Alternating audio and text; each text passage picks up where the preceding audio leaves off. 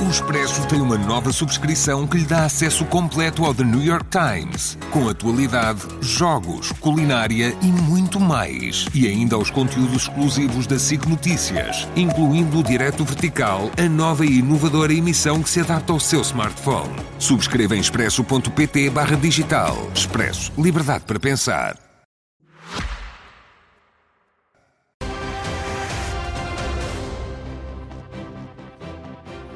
Muito boa noite, bem-vindos. O debate desta noite coloca frente a frente dois candidatos que disputam parte de um mesmo eleitorado.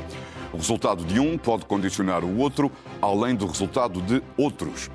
O sorteio prévio determinou que a primeira pergunta seja dirigida a Luís Marques Mendes e será a João Coutinho de Figueiredo a ter a última palavra do debate. Meus senhores, muito boa noite a ambos. Bem-vindos. Boa noite, Alberto. Estamos a 4 dias da greve geral, convocada por causa das mudanças à lei do trabalho, ou às leis do trabalho, que o Governo apresentou sem as ter incluído no programa que levou às eleições de maio. Mais do que apreciações genéricas, até porque já tiveram a oportunidade de se pronunciar sobre isso em debates anteriores, eu gostava de os ouvir em relação concreta a esta interrogação. Luís Marques Mendes, quais é que são os problemas atuais do mercado de trabalho que estas alterações podem resolver? Zé Alberto, boa noite. Caro João Coutinho, também boa noite. Boa noite aos telespectadores. Eu vou já responder a essa questão e a todas as questões. Mas eu não posso deixar de introduzir uma questão prévia. Há 2 semanas eu fui vítima de um ataque pessoal muito feio e muito lamentável da parte de quem eu não imaginava, da parte de João Coutinho Figueiredo. Em concreto, João Coutinho Figueiredo, numa entrevista ao Expresso há cerca de 2 semanas, disse que eu, ou pessoas por mim, o pressionaram para desistir da sua candidatura. Eu considero uma acusação muito séria e muito grave. E nunca foi concretizada. E por isso, neste momento, eu queria confrontar aqui o João Coutinho Figueiredo com estas 2 perguntas muito simples, muito concretas, a exigir também respostas muito concretas. Primeiro, quando é que eu falei consigo a pedir, a exigir ou a pressionar para a sua desistência? Eu disse que o Luís Marques Mendes tinha falado comigo. Dá-me licença. Disse. Dá-me licença. São 2 perguntas, depois vai ter a oportunidade de responder. Muito bem. Quando é que eu o pressionei? Segundo, qual foi a pessoa, ou quais foram as pessoas que, em meu nome, ou a meu pedido, ou por mandato meu, o pressionaram para desistir? É importante clarificar isso, porque não se fazem acusações desta gravidade sem apresentar provas e sem apresentar fundamentos. Eu proponho então que comecemos exatamente por aqui e que deixemos a questão do Código Laboral mais para a frente. João Coutinho de Figueiredo. Boa noite, Zé Alberto Carvalho. Boa noite, Luís Marques Mendes. Eu sabia que devia ser a sua questão, porque conheço a sua maneira de funcionar e ainda bem que entra o ataque, que é para poder responder na mesma moeda. Primeiro, eu nunca disse, tem tão boa memória da entrevista de há 2 semanas, nunca disse que o Luís Marques Mendes me tinha contado, ou disse? Não, é uma acusação muito feia, muito feia que devia concretizar. Nunca falei em si. O título do Expresso é o seguinte: Coutinho denuncia pressões de Luís Marques Mendes para desistir. Vamos à segunda questão. Não foi isso que eu disse? Nunca falei no seu nome. Pronto, eu não o contestei. Os apoiantes destacados de Luís Marques Mendes, que eu presumi que faziam parte da sua candidatura, pressionaram para desistir ou para combinar desistir mais tarde durante esta campanha. Eu não vou dizer nomes porque isso para mim não é o essencial. Para mim, não é o essencial. O essencial é que Luís Marques Mendes escolheu este assunto para abrir o debate. Está-lhe a dar extrema importância. Nas últimas 2 semanas também houve denúncias de pressões por parte de outro candidato, o Almirante Gouveia e Melo, que diz que foi pressionado pelo Governo, foi Presidente da República, hoje diz por autarcas, para também, sobre os seus apoiantes, não o apoiarem ou para ele não avançar com a candidatura. E sobre isso não ouvi Luís Marques Mendes dizer absolutamente nada. Portanto, eu vou tomar isto como elogio. Luís Marques Mendes acha que a minha candidatura é muito mais perigosa para si do que a de Gouveia e Melo. Portanto, devo-lhe dizer que a seletividade de abrir o debate com esta pergunta e de só usar a minha expressão na altura, que eu depois também, deve estar lembrado, faço justiça, disse, não, eu presumi que eram apoiantes autorizados por Marques Mendes diz que não estavam mandatados, eu acredito que o assunto está encerrado. Foi ou não foi? Foi ou não foi? Pergunta concreta e clara. Foi ou não foi? Eu vou responder. Pronto, então, se foi ou não foi, para mim, estou a responder coisas que já publicamente respondi, certo? Agora, é muito revelador que escolha começar por aí. Claro, para mim. Sim. Exatamente. É revelador de caráter da minha parte, porque não se fazem acusações desta gravidade da forma ligeira como as fez.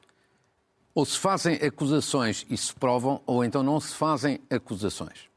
E eu queria dizer... Deixa-me só dizer isto. Eu também não mandava o mandatário acusar o meu adversário de cobardia ou indignidade. Quer dizer, Fazia-o diretamente. Façam-me diretamente da cara. Sim, é o que eu estou a fazer. Não está, não. É o que eu estou a fazer. Se eu começasse este debate sem levantar esta questão, com toda a franqueza, não era uma pessoa de caráter. Quem não deve não teme e quem não é filho, quem não sente não é filho de boa gente. São acusações gravíssimas. E não preocupa a pressão sobre o Almirante Gouveia e Melo? Eu, quando tiver um debate com o Gouveia e Melo, eu tratarei do assunto. Agora estou a debater consigo, se não se importa. E então é o seguinte. Eu tiro então a seguinte conclusão. Portanto, João Coutinho Figueiredo fez acusações sem fundamento. É a primeira conclusão a tirar. A segunda... Não, sem fundamento. Não apresenta nenhum nome. Nenhum nome. Isso não é não ter fundamento. Não tem fundamento, são duas coisas distintas. Não apresenta, não tem provas, nem tem fundamento. E eu devo dizer-lhe o seguinte. Acho isto uma gravidade imensa, de uma ligeireza, de uma leviandade enorme para quem quer ser Presidente da República. Porque isto é uma acusação não só grave, como é feia. Eu acho que mesmo os seus eleitores não gostam deste tipo de acusações de ataques. Está resolvido pessoais. O problema, não? Sim, não gostam. Acho que ninguém gosta, porque também os seus eleitores, designadamente jovens, querem debate de ideias, dos seus problemas e ambições, não querem ataques pessoais. E por isso é que estamos há 6 minutos a falar disto. Não, e vou-lhe dizer uma coisa. Sim, falaremos o tempo que for necessário, porque eu sei que isto lhe custa, mas é assim. Não, me custa sobretudo que isto seja usado para abrir um debate, como se isto fosse a matéria. Porquê que não custa que isto seja usado para abrir um debate em que estamos a consumir tempo de tratar dos outros temas? Pois vamos, mas quem abriu este assunto foi o senhor há 2 semanas. E quem o fechou também fui eu. E agora vou-lhe dizer, eu acho que o senhor se comporta como uma espécie de André Ventura envergonhado, porque faz acusações e não as prova. E isso... Vou-lhe dizer, isso não o recomenda para Presidente da República, até o desqualifica. Porque o que é que um Presidente da República tem que ter em particular? É este significado, as pessoas acreditarem na palavra do Presidente da República, que ela é dita com fundamento, com solidez e com provas. E, portanto, como se viu neste episódio, a sua palavra não é para levar a sério. Luís Marcos Mendes, João Coutinho Figueiredo. Eu vou ter que responder a isto. Eu vou dar tempo. Mas eu acho que o Presidente da República, o que tem que oferecer aos portugueses, os portugueses esperam do Presidente da República, para além de palavra, é a transparência também. Claro. Portanto, saber tudo o que essas pessoas fizeram ou não fizeram na vida, e eu devo dizer que eu publiquei um livro há poucas semanas, onde explico toda a minha vida profissional. Sei que vai ser um livro seu, na quarta-feira, em que resumo os 18 anos desde que saiu do Governo até hoje, em 5 páginas. E, portanto, ficamos sem saber exatamente. Estamos ou não estamos de acordo que a transparência e a vida profissional das pessoas, os contactos e as relações que tiveram são importantes para um Presidente da República? Não, são ou não são? Desculpa. Deixa-me introduzir... Só uma questão muito simples. Eu tenho estado arredado deste debate que tem sido... Não, é na ignorância dos Marcos Mendes. Não, tem alguma coisa a concretizar? Tem alguma coisa a acusar? Diga, que eu respondo. Eu vou responder com uma pergunta retórica. Tem alguma coisa a esconder? Porquê é que aqueles 18 anos... Não, nada. Então... Fui a pessoa... Não. Eu termino com este ponto para passarmos ao debate de ideias, porque isto é uma questão... Foi um assassinato, uma tentativa de assassinato de caráter. Dizer que eu fiz pressões e não fundamenta. Eu fui a pessoa talvez mais escrutinada nos últimos anos e com todo o gosto e respondo a tudo. Se tiver mais alguma questão a colocar, a insinuar, concretize que eu respondo. É desta forma clara, Meus senhores, eu gostava de transportar este nosso debate para um aspecto mais político ainda e que tem muito a ver com isto, o que justifica, de resto, a forma como eu ousei introduzir o Frente a Frente de hoje, que é ambos precisam de marcar diferenças, façam uma eventual sobreposição de algum eleitorado. Uma grande parte dos analistas e comentadores tem sublinhado a pulverização de votos entre os candidatos do centro e da direita. João Coutinho de Figueiredo, o que é que o torna melhor do que o seu adversário esta noite? E como é que combate o possível voto útil que pode levar à concentração de votos no candidato com mais possibilidades de ir, teoricamente, à segunda volta? É muito desconfortável falar de si próprio e dizer que é melhor que qualquer adversário, alguém com a vida política longa e experiente de Luís Marcos Mendes. Está a ver? Já lhe estou a dar aqui a experiência como adquirida. Obrigado. Há uma história do Jornal da Opinião que eu não vou contar aqui, mas que é interessante relativamente ao valor da experiência. Mas sei que sou diferente. Sei que sou diferente porque eu não tenho uma carreira de política de 50 anos nem a experiência de Luís Marcos Mendes, tenho uma carreira política de 6 anos, mas tenho muita experiência noutras áreas. E E tenho uma visão relativamente à sociedade portuguesa e àquilo que deve ser o seu futuro muitíssimo mais moderna e arejada do que a maior parte dos outros candidatos. Como é que pode concretizar isso, João Coutinho? No exercício da função, por exemplo, eu era incapaz de recomendar para a maior parte das políticas setoriais que se fizessem pactos sem saber para quê. Portanto, primeiro definir, estamos de acordo sobre o diagnóstico, é o essencial para fazer um pacto, seja o que for, e sobretudo de acordo com a terapia. E depois sim, o pacto para aplicar essa terapia. Caso fosse possível, e em alguns casos, em algumas matérias, estamos há muitos anos antes de conseguir ter esse consenso. Segundo, não acho que matérias como, por exemplo, e já ouvi propor incluir um jovem no Conselho de Estado como sendo uma maneira de aproximar a juventude. O Conselho de Estado, fora circunstâncias excepcionais, reúne poucas vezes por ano. Não é isso, com certeza, que vai dar destaque à juventude. No meu caso, eu estaria com a juventude muito mais frequentemente. Com a juventude e com todas as forças dinâmicas da sociedade e estaria fora de fóruns institucionais. Esses sinais podem ser importantes, mas não são o que fazem real diferença na resolução dos problemas que dizem respeito a essas camadas da população. E depois, toda esta capacidade que eu tenho naturalmente para perspectivar o futuro de uma forma diferente. Eu não vi ainda, agora vi nas últimas intervenções de Marcos Mendes, provavelmente incentivado por aquilo que têm sido os resultados das sondagens qualitativas, a dizer que as pessoas querem alguém com mais ambição, com mais intervenção. Tenho visto falar menos de consenso e de pontos e mais de ambição e de crescimento. Mas isso, para mim, é o respirar natural. Eu sou o candidato que mais naturalmente, desde que entrou na vida política, fala de crescimento económico, quer em Portugal, quer na União Europeia, sempre pus isso como central. Não, mais uma vez, porque o crescimento económico seja o crux disto tudo, mas é a condição precedente para podermos resolver os outros problemas.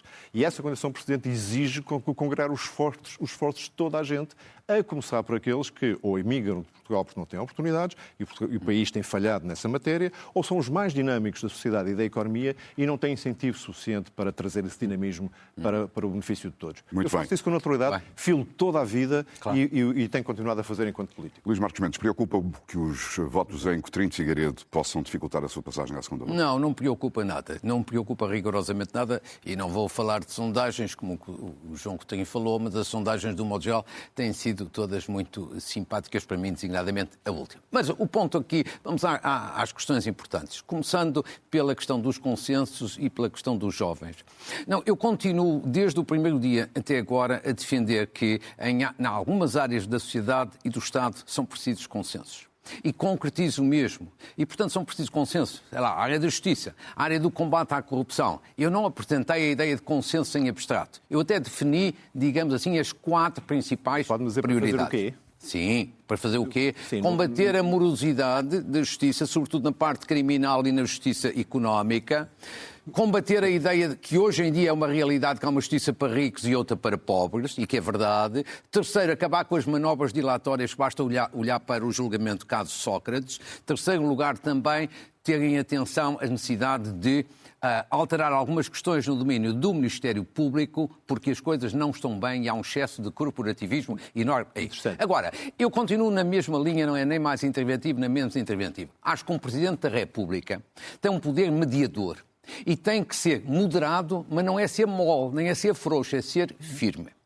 E quanto à questão dos jovens, devo dizer o seguinte, evidentemente que estamos de acordo.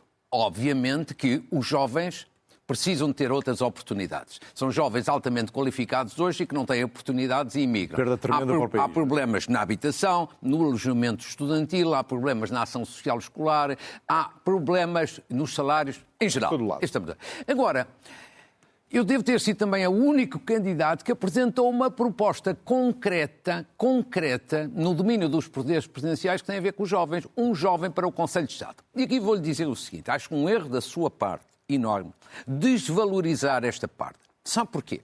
Por 2 razões muito simples. O Conselho de Estado é o único órgão em Portugal, único, que junta ao mesmo tempo, à mesma mesa, Presidente da República, Primeiro-Ministro e líder da oposição. E não reúne assim tão pouco como no passado. Reúne 4 vezes por ano.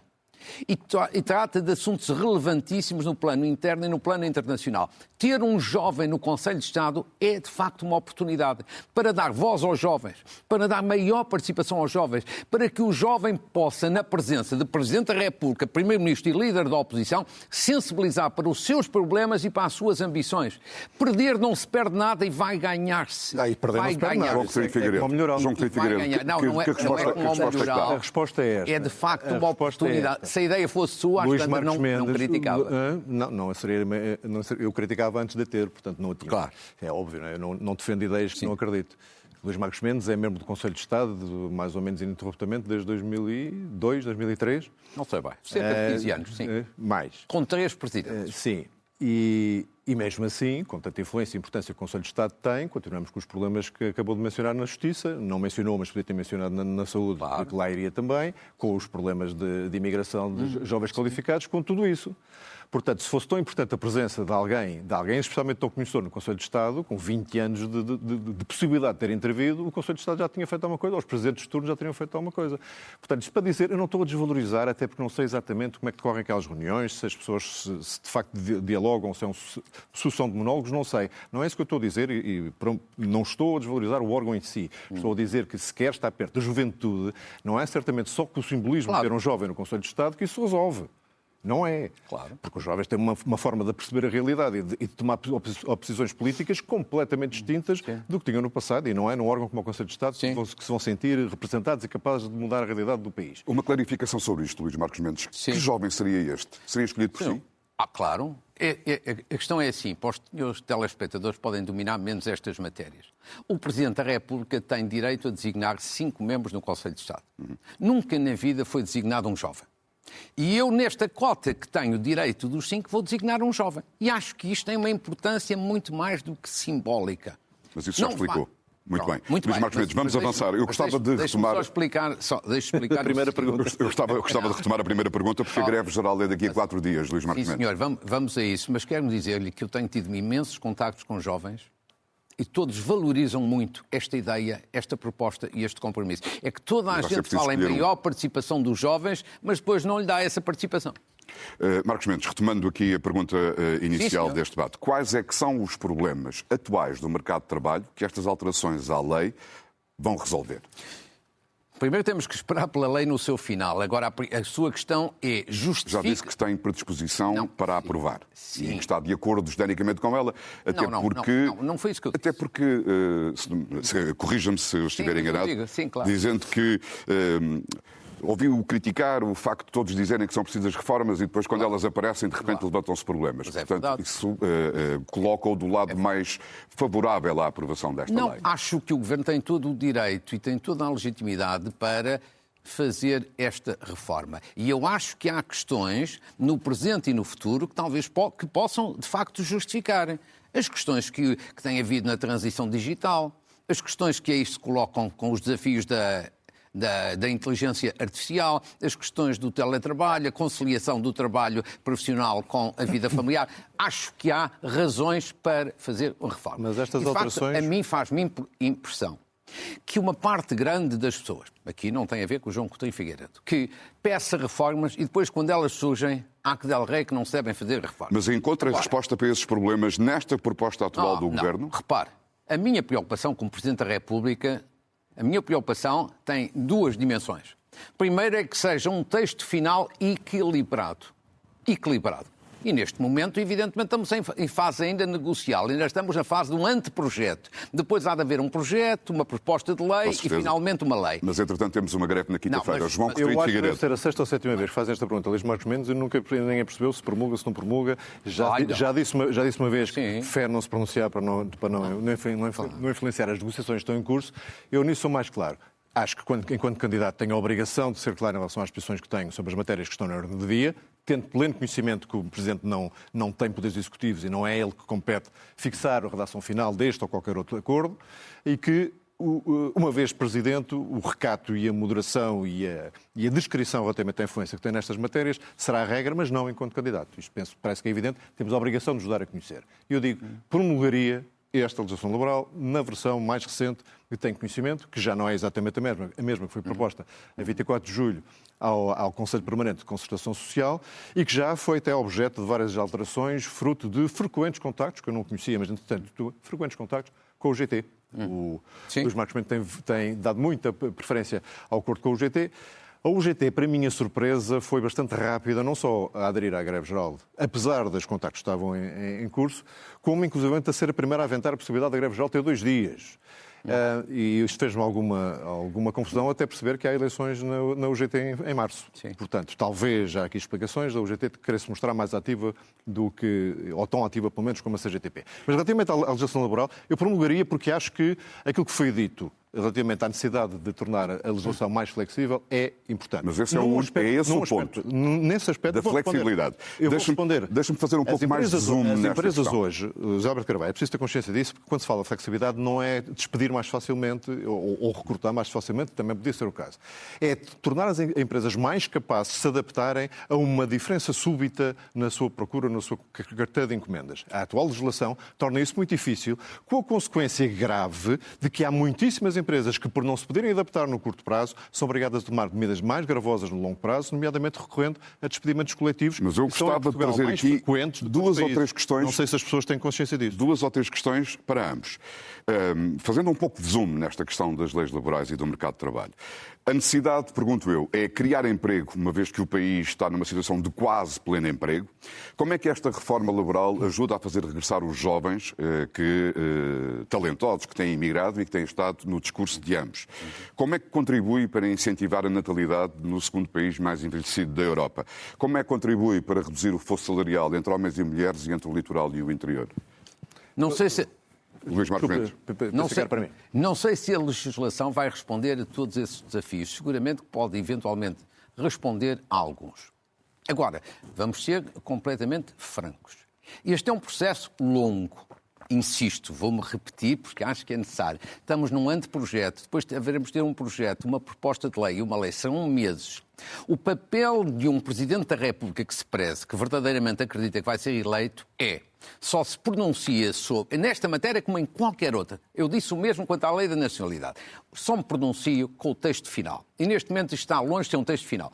O que eu faço neste momento é um apelo a duas coisas. Mas há uma questão de oportunidade na apresentação das propostas da lei, que tem sido mencionada por muitos analistas, nomeadamente Silva Peneda, um antigo Ministro do Trabalho, viu seguramente as declarações este fim de semana no Expresso. Claro. Ele considera que a proposta do Governo é inoportuna e desequilibrada e que o Governo encostou as centrais sindicais à parede. Mas Silva Peneda, que é um grande amigo meu e meu apoiante, não é candidato a Presidente da República e, portanto, pode dizer tudo isso. Tem a experiência do Ministro do Trabalho e de ter enfrentado uma greve geral. Mas o Presidente da República que se preze pronuncia-se no fim. No entretanto, faz aquilo que eu tenho feito, acho eu. Nenhum de nós é Presidente da República.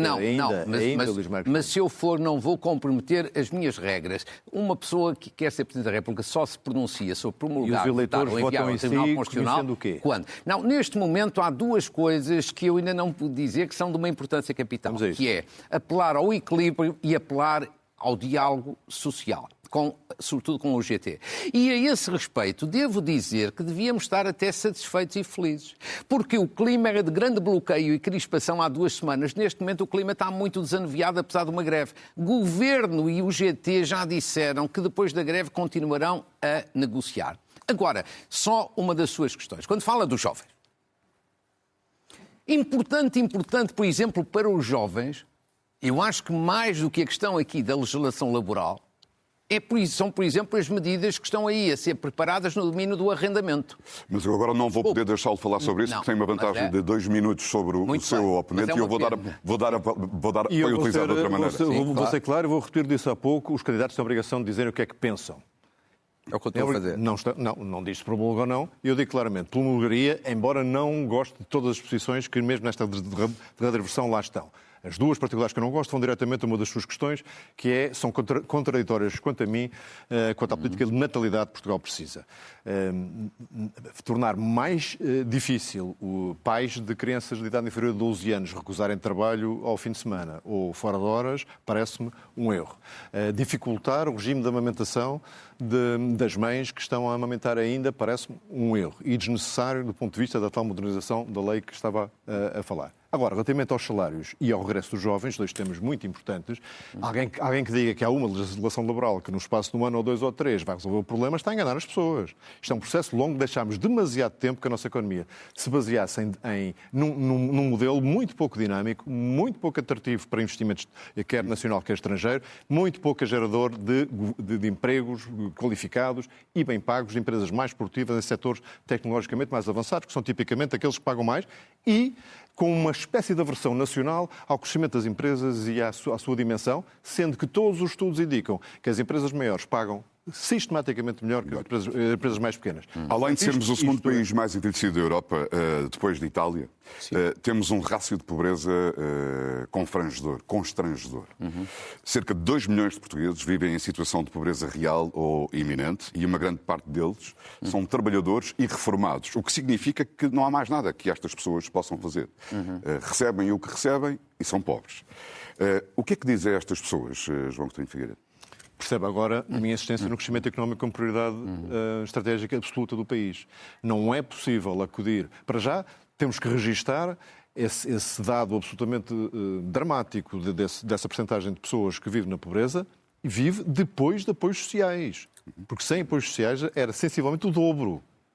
Isto é talvez dos maiores atestados de fracasso da nossa política económica dos últimos 30 ou 40 anos. O que seria quase metade da população. O que seria quase metade da população num país europeu membro da União Europeia. Absolutamente inaceitável. Portanto, quem olha para isto e acha que está tudo bem, que não é preciso mudar as coisas e que o país pode viver neste ramo-ramo, está profundamente enganado e é cúmplice deste estado de coisas. A manutenção deste estado de coisas. O que é que pode ser feito? Qualquer país que queira tratar melhor as pessoas, e estamos a falar de níveis de desigualdade, que não se tem alterado em Portugal significativamente. Houve um período durante o Covid em que isso foi mais aparente, depois não. Houve alguma melhoria nos jovens em situação de pobreza iminente, mas há mais idosos em situação de pobreza. Houve uma alteração, essa sim grave também, talvez tenhamos tempo para falar, tem a ver com os jovens também. A Gulbenkian, num estudo normalmente bem feito com o ISEC, publica o Índice de Justiça Intergeracional. Esse índice não era brilhante em termos europeus já em 2023 e piorou muitíssimo nos últimos 2 anos, piorou cerca de 15%, portanto os jovens, as novas gerações têm razões para se sentir menos bem tratadas. Mas isto para dizer que o crescimento económico é a única maneira de tratar da pobreza a prazo. Luís Marcos Mendes, o que é que dizer aos salários para as pessoas? Devo dizer que aqui já temos uma diferença de opinião. Eu sou bastante mais ambicioso no plano social do que o João Coutinho Figueiredo. Muito mais ambicioso.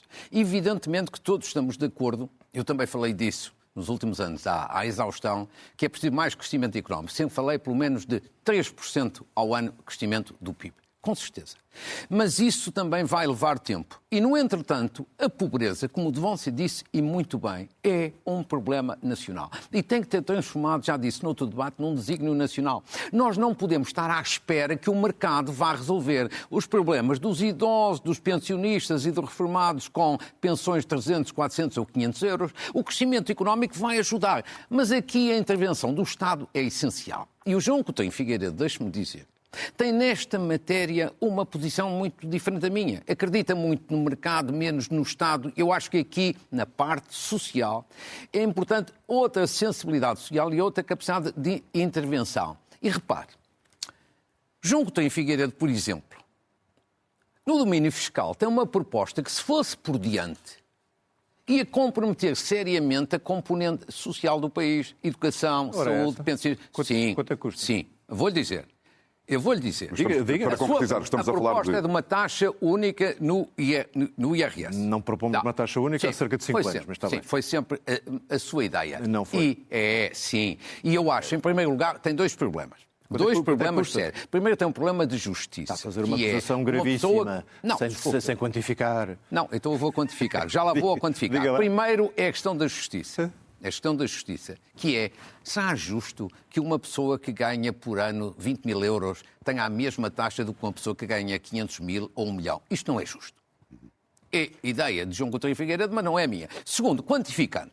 A UTAU, não sou eu que vou quantificar, porque seria parte interessada. Uma entidade independente como a UTAU, há 4 ou 5 anos, relativamente a estas propostas da Iniciativa Liberal apresentadas por João Coutinho Figueiredo, dizia o quê? Que, se fossem por diante, implicavam uma perda de receita de 3 mil milhões de euros. Daí para cá teria aumentado.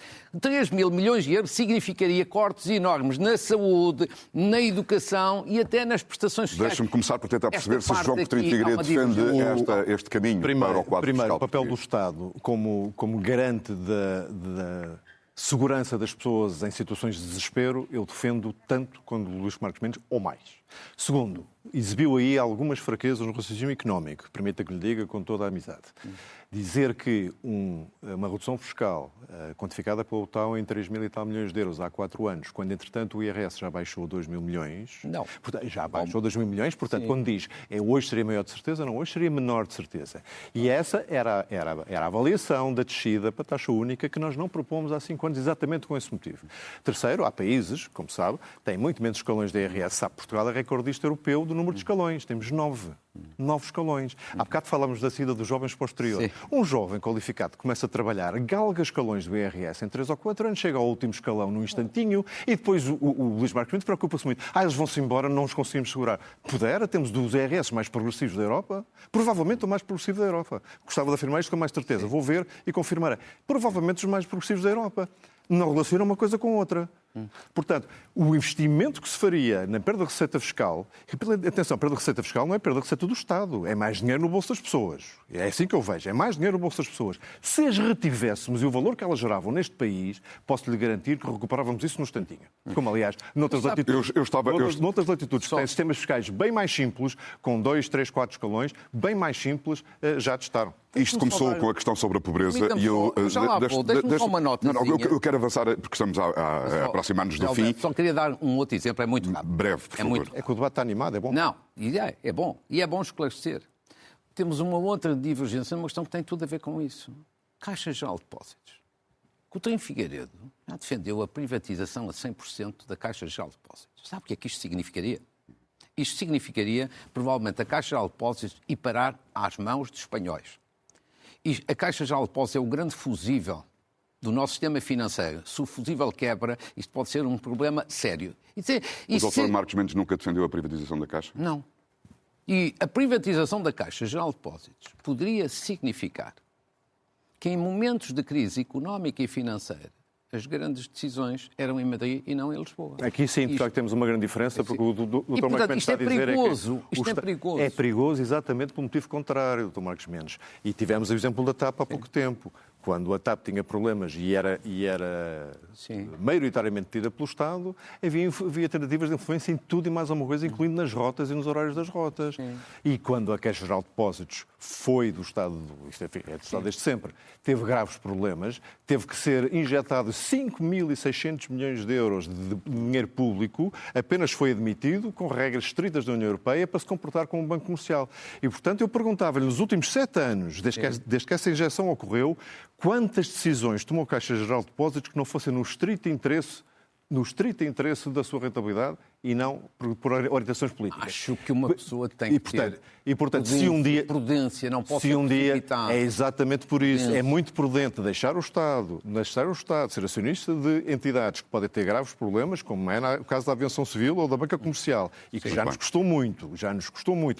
Houve quase 31 milhões de euros Vamos para a última questão. Para resgatar bancos em Portugal. E eu não sei como é que vamos abordá-la no espaço de tempo que temos, mas eu queria só sublinhar que quando falávamos dos 2 milhões de portugueses em situação de pobreza, são pessoas que ganham menos de 632 euros por mês. A administração de Donald Trump tem sido uma fonte de surpresas permanente em relação à Europa e não apenas na questão da Ucrânia. Esta semana, sexta-feira, os Estados Unidos publicaram a sua nova estratégia de segurança nacional, que é uma espécie de certidão de óbito da Europa tal como a conhecemos.